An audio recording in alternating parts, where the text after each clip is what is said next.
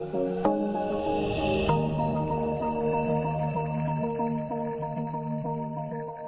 guys, my name is Theo Billiris, and I have some incredible news today. I'm actually here with the founder, CEO, my cousin, Mr. Theo Billiris, and this is the first time. We've been doing this for 3 years, and no one even knows who this guy is. So today, we're unveiling his identity right before you. This is my cousin, Theo Billiris. I thought it would be good for us to just get to know him. Many of you guys have been serving as a part of this ESS team for a long time. Maybe you've been following the company, and it's always important for you to actually know who's behind the scenes, what's their heart, why are they doing what they're doing. So I just wanted to have a quick little interview and ask him a few questions that hopefully answer some questions that you might be asking. And then if you have anything else you want to add to it, feel free to add to it. Sounds good. So first of all, thank you for being here. Thank you. Yeah. What brought you into this industry? What was the journey like? Why are you doing this? Let us know a little bit about your family, your wife, the boys, all of that kind of stuff. Fill us in. A little get to know you. So it's a little bit of a unique story. This is actually not the industry I looked to get in growing up, even on through high school, college. As you know, and most that know me, I was a pre-med student. I went to the University of Florida on a Go Gators. Yep, Go Gators on a full-ride academic scholarship. Entered into their pre-med program, of which I graduated with honors on the road to med school. And then, like with everybody, life happened. And so I had a mom who, at the time, became ill. She came on financial hardship. As you know, our grandmother, at the same time, came ill. And so I moved back home. As a matter of fact, I moved in with Yaya, if you remember. Moved in there because she required somebody to lift her. Even on the overnights, our grandfather was not strong enough. If she had to go to the bathroom, she had to get in her chair, get on the toilet, off the toilet, you know. Yeah. And so that came to the forefront. That obviously had priority in my life, family. And so the childhood dream of medical school was quickly, I don't want to say removed, but put on hold because of life. And so I say that because I know there's a lot of guys, especially that I work with, that had life plans and life intervened. And so the thing is sometimes you look at that and you're like, man, my whole life was on a path to go to this place, and in just a moment it was completely altered. And so sometimes it's God's intervention. Yeah. And I look back. I tell my people this all the time. I can't imagine being a doctor. Right. I really can't. Yeah. If I'm so thankful. Not that my grandmother and my mother became ill and my mother needed financial help, but I'm so thankful that my path was changed because I think I'm really right where I'm supposed to be. Yeah. And so it gave me the opportunity to spend time with my grandmother and my mother that I would have never had, but also the opportunity of getting into this security industry and world came about during that time. And so, as I'm living there with you, I did have to have a job. And I think it's kind of what helped spurn this academy. At the time, there was such a need for teachers in our county back home that they were hiring people, even if you didn't have a degree in teaching, so long as you had enough credit hours in a subject matter area. It's about where we are today. Yeah. And so with my pre-med degree, I had more than enough credit hours in math and science to teach all the way through 12th grade. And so that's what I did. I became a teacher. And I loved teaching, didn't love the teacher's salary. Yeah. I think if I remember correctly, I signed on for a whopping $28,000 a year. Oh my gosh. But the kicker was I had a signing bonus of $800. Oh, wow. And it hooked me. So I became a teacher. And I have such a respect for teachers because they're grossly underpaid. Yeah. And really, they're the ones molding the youth of this country.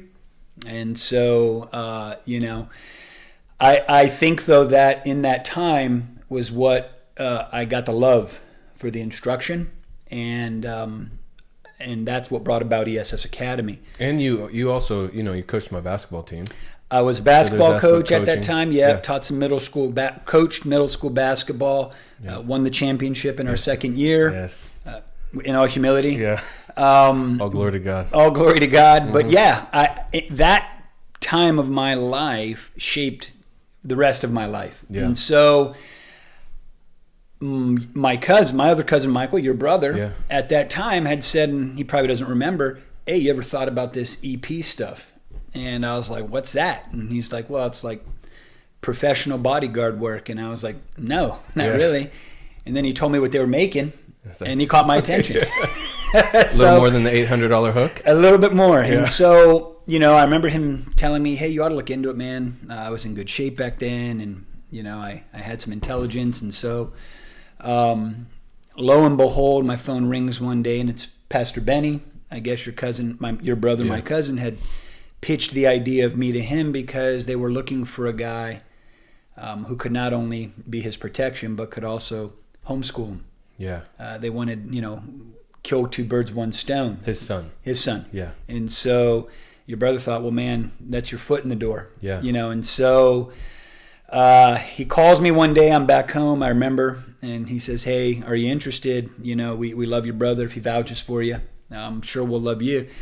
I says, yeah, I'm interested. What does that look like? And he says, well, why don't you come on a trip with us, and we'll see if we like you. You see if you like us. Cool. When? Tomorrow. Yeah.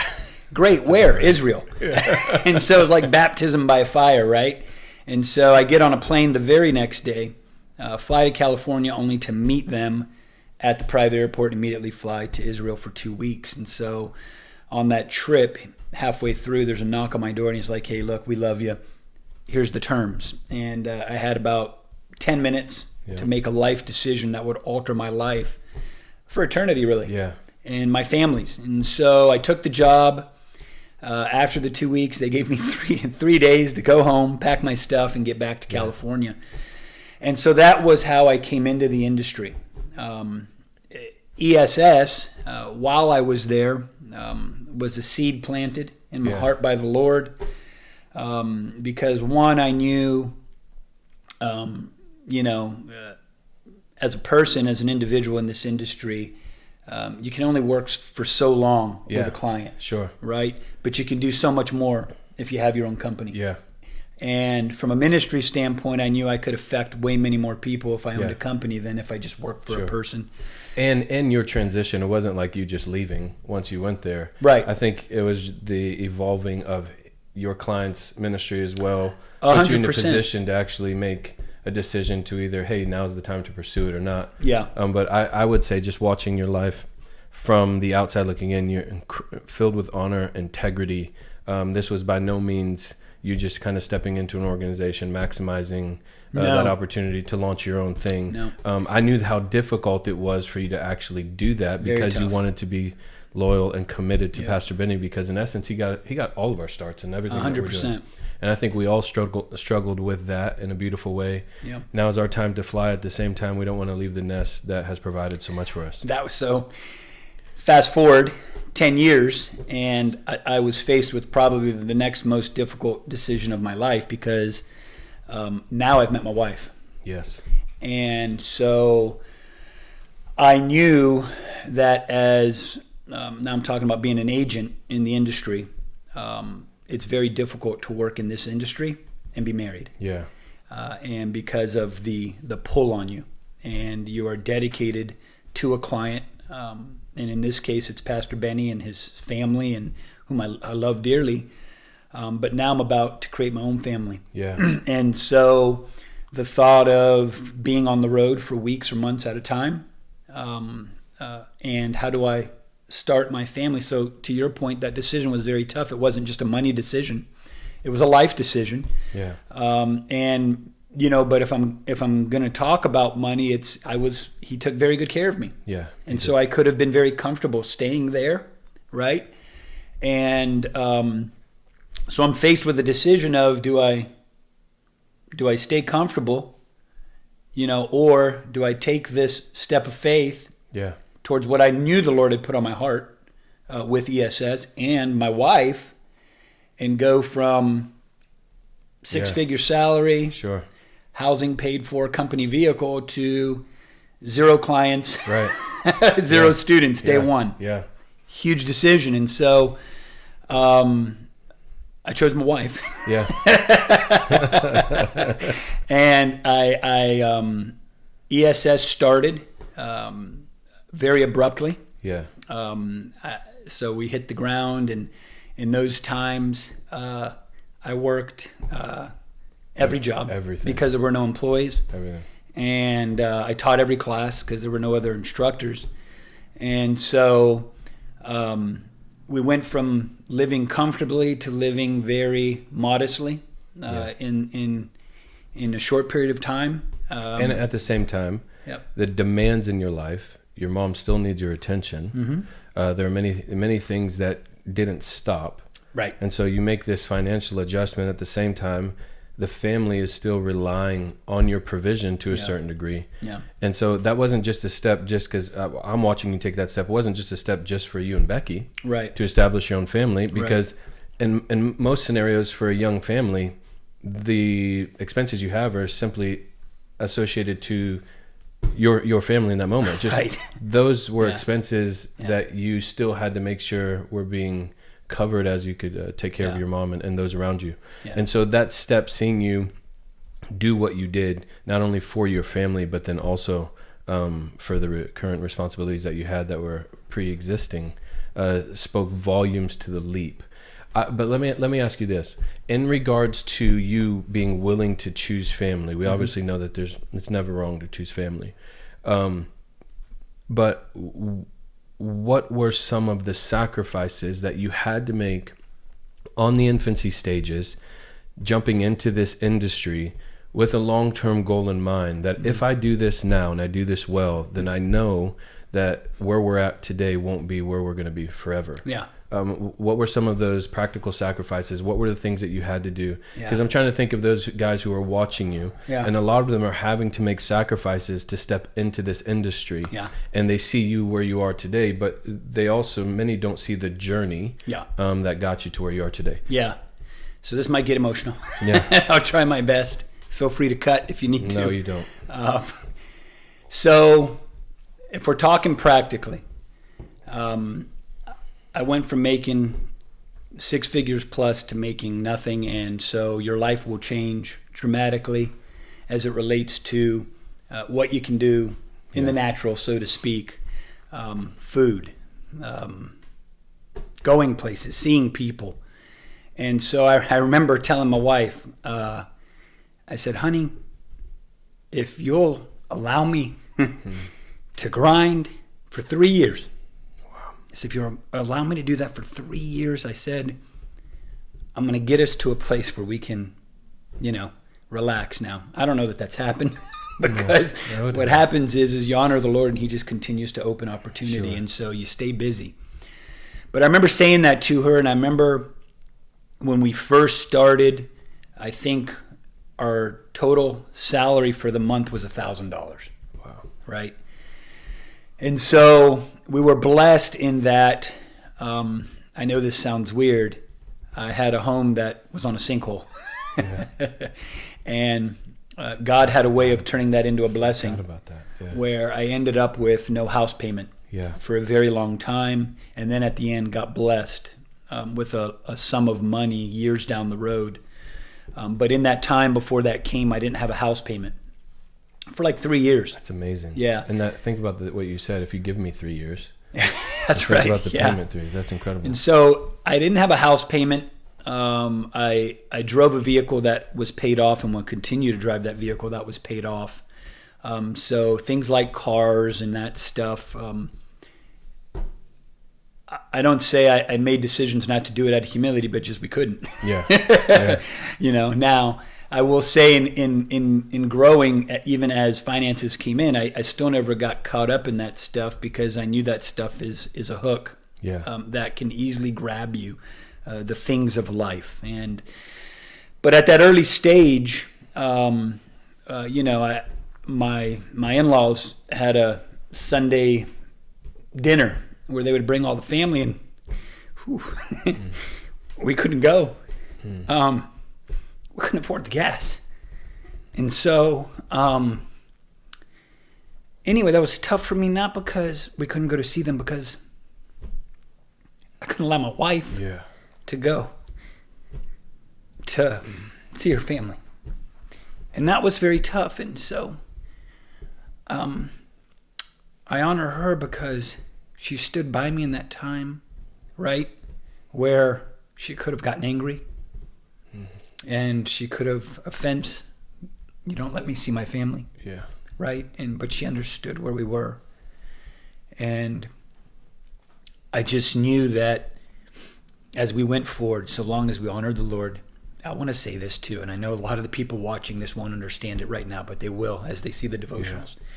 One thing we never didn't do was tithe during that time. You always, We never lost track of the tithe. We never lost track of the offering. Yeah. And so we made it a point that, because at the beginning, if I'm going to share a little history, in year one, the complete gross revenues was $46,000. That includes what I had to pay people. That includes paying the bills. And so what was left over after $46,000 was probably like $15,000. Yeah. Right? And so we made it a point that when you're making that little bit, you don't receive a check every week. There are some weeks you can stack the weeks where a check doesn't come in. But we made it a point that the Lord didn't only give to us when checks came in. Yeah. He was providing through that whole time. And so we didn't have a house payment. When a church member would pay a bill without even telling us. Yeah. All these things would happen. The provision of the Lord never stopped. He always provided. Always. Yeah. And so we made it a point that we're going to always give. Yeah. It didn't matter if a check came in. Yeah. And if he was going to give to us, we're going to give to him. And so many miraculous things would happen during that time. Me and my wife look back on it. We often miss that time. Because when there's not a lot, it's a lot easier to see the hand of God moving. Sure. Does that make sense? Yeah. Yeah, of course. Sometimes when finances are coming in, it has a way of clouding up seeing him moving. Yeah. I hope you understand my heart. Of course. Yeah. But when you got nothing and you know everything's coming from him, it's very sure. Yeah. Yeah. And so we made a point where we were just going to always give, man. And so in that we literally had to start making a list, because we never wanted to lose sight of the testimony of all the crazy things he did. I'm talking about, we had our first child and we had no money to pay the bill. And so we went to the hospital and asked for financial aid, meaning, can we be put on a payment plan? Right. And they're like, yeah, you just got to apply for it. And so we applied for it and we heard nothing back. But we're also not getting delinquency notices. So finally I called there. I says, hey, we applied for a payment plan a while back. We've heard nothing. Let me check on your account. Okay. She comes back. She goes, you're good to go. Completely. What does that, what do you mean? Yeah. She's like, your account's been zeroed out. Now we had an $8,000 balance. Wow. And she's like, your account's been zeroed out. I says, what? She's like, yeah. She goes, I don't know. She goes, I'm just telling you what I see on the computer. It's zeroed out. And so just one thing after another. One thing after another. And so I think, for me, and we're going to continue after this resource, we're going to continue to have conversations with you. I'm going to ask you specific questions. I think it's important, though, that the people who are attached to this company know your heart, know your journey. The reason I say that is because you're acquainted. And I don't think many people see you sitting in your desk today. They walk in and they're looking for work. And sometimes we have the idea that, oh, you don't understand my struggle. You don't understand my journey. Right. I think it's important for them to know, when you look them in the eyes and say, I understand, you actually understand. Right. What are some of just the stories, and we'll close with this, and we'll continue to move on after this. What are some of the stories that you've had walk through your doors that had you have not gone through what you went through, Yeah. how would you have stewarded those people coming through your doors differently than you did? Yeah. So I think what you just said, the fact that I am acquainted with and can identify with those types of hardships, because I get it all the time. We have students that come for the training, and they're literally living so lean. And can you share the students that are coming in? The majority of them are military, correct? Most are military. Where are they at in their journey? Are they coming straight out of the military? No jobs. Right. And so a lot of them are. Right. It's the transition of what can I do next that is most similar and provides that same type of brotherhood and camaraderie as the military did. Right. Right. And so they've tried other things maybe, but it's just not a fit. And so they find us. They come to us. Many have come straight from. Some have come and tried other things. It wasn't a fit, so now they're coming to us.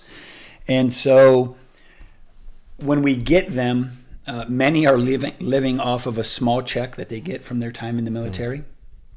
And some are in what we call the whirlwind, right? Because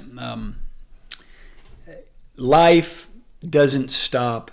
And like for me, because I made a decision to create ESS and my wife, life didn't stop because I made a decision to do something better. No, yeah, of course. And so when these guys come to us, it's what I tell them on day one is life will not stop because you made a decision to come here and make yourself better. Right. If anything, it would intensify. Sure. And so what we tell them is look, you're the guy in the whirlwind. And typically the person in the whirlwind has the worst viewpoint. Yeah. Right? Because you're the guy that has all the stuff whipping around you, which blocks your vision. Yeah. People on the outside of the whirlwind typically have the best viewpoint because they're not affected by the stuff in the whirlwind. Correct. You are. Yeah. And so I can see a solution that you can't see because you don't know it exists simply because you're the guy in the whirlwind. And you have a vantage point of being outside and inside, so you kind of have So I've been in inside, now I'm on the outside. Yeah. And so I can use what came to me from being inside and I can see clearly from the outside. Right. And so one thing we always ask them to do is raise their hand because there's this idea, especially for men as it relates to alphas, if you will, that raising your hand and asking for help is a sign of weakness. Yeah. But what we always tell people is it takes more of a man to do that. Absolutely. Right? And so raise your hand because you have people on the outside of that whirlwind that love you and believe in you and want to help. But you can't help if you don't know. Yeah. And so we ask them to raise their hand. And because many of these guys come and the hardship of finance is beating them up. And what that does is it leads them down a path where they make decisions based off of that, which typically lead to another problem and another problem. Yeah. And so I don't share my story often like this, but I will share my story with those guys in private because I want them to know that I've been there. And I think you're right. They see that when you own a company or something, maybe life's always been like that, and it hasn't. It started out that way, and there is a way. You know, now our way is Jesus. You know, and that's the beauty of this is on top of them coming to us looking for work, they don't know it, but they're also looking for the Lord. And so we get the unique ability to touch a group of people that have they got no reference, no frame of reference. They have no, they're in the military. They spent 4, 10 years, whatever, being trained on how to kill a person. And we're coming to us and we're training you now on how to save people. And so physically and spiritually. And so it's a unique opportunity. And so I have guys, even just this last class, that come in and you see it all over them, you know, and you know what they're going through. And so we've asked the Lord to send them. And he does. He sends them. And so, you know, that's we just try to touch them. So we're going to continue in the weeks ahead, being able to drop these resources to you. This is a bit different than the devotions. We also have some exciting information to share. For the last 3 years, I have in essence, been a part of this staff. I guess if there was a title attached to my position, it would be somewhat of a chaplain. My sole responsibility was my cousin and I got together. I've walked with him through life all the way up to this point. And he's been there for us and for our family countless times, and continues to stand with our family. And so his generosity has always touched our life. And so what started off was, how do I find a way to give back to you all that you've given to us? And the only thing really I had to offer 3 years ago was, well, I feel called of the Lord to encourage people, disciple people, and hopefully point them to Jesus. And whatever God has done to me, I believe he can do in everyone that's watching. So we created these resources with this mindset that God was sending people to ESS Global. ESS Global is not just a business that would generate income. We understand that this business has been birthed by God, for God, so that people can come and, yes, enhance their skill sets, yes, receive the compensation. But more importantly, we want them to be marked with the love of God. We want them to walk through the doors of ESS Global broken, and we want them to walk out whole. That would be a win for us. Yeah. And so we created this resource and this department per se that would provide weekly devotionals for you and your family that you guys could sit and watch them on your own, or sit and watch them in your home, and you would get this resource injected into your heart, so that whatever areas of your heart that are broken, you would find that God can heal every broken area. He's not scared of your mess, doesn't run away from it, he's drawn to it. And so we wanted to create these resources. I had been doing that up to this point as Theo Billiris. And so we are going to be moving forward. My wife and I launched a ministry called A Place for Family. And we felt called for years, over the last 20 years, our heart is to see families whole, individuals, marriages restored, all of that, kids thriving. And we also realized, wait, if these guys come into your organization, but they're leaving brokenness, and their marriage isn't where it needs to be, and their kids are hurting, you're not going to get the best employee within the four walls of your business. But it wasn't just for that purpose, but there is a truth attached to that, wait, if we want to steward this organization with excellence, then we need to make sure that we are developing the soul of the individual, the mind, the will, and the emotions, as much as we're enhancing the skill set associated to their occupation. And so instead of partnering with Theo Billiris, ESS Academy is now going to be partnering with A Place for Family. Our responsibility as a ministry of A Place for Family is going to be to continue what we've done over the last 3 years, but we are going to also create numerous content and resources that would be specific to what happens on the inside of your home. We want to see your marriages thrive. We want to see your kids thriving, and we want to do all that we can to let you know how loved you are. Now, if you don't have a family and you're not married, this would be wonderful to set you up for success stepping into marriage and or the relationships that might await you in your future. So from this day forward, A Place for Family and ESS are joining hands, and together we want to see you and your families encounter God, know that you're loved. It's a privilege to steward your life, pour into your life. And so today we thought that we would share that information with you, in addition to letting you know who Theo Billiris, his family, and the journey that led him to launching and creating ESS Academy. We love you guys. We'll see you next time. Remember, if you have any questions, if there's anything that we can do for you, stand with you, please reach out to the office. We're here to pray with you, answer any questions that you may have. We love you, and we'll see you next time. Bye-bye. Bye-bye.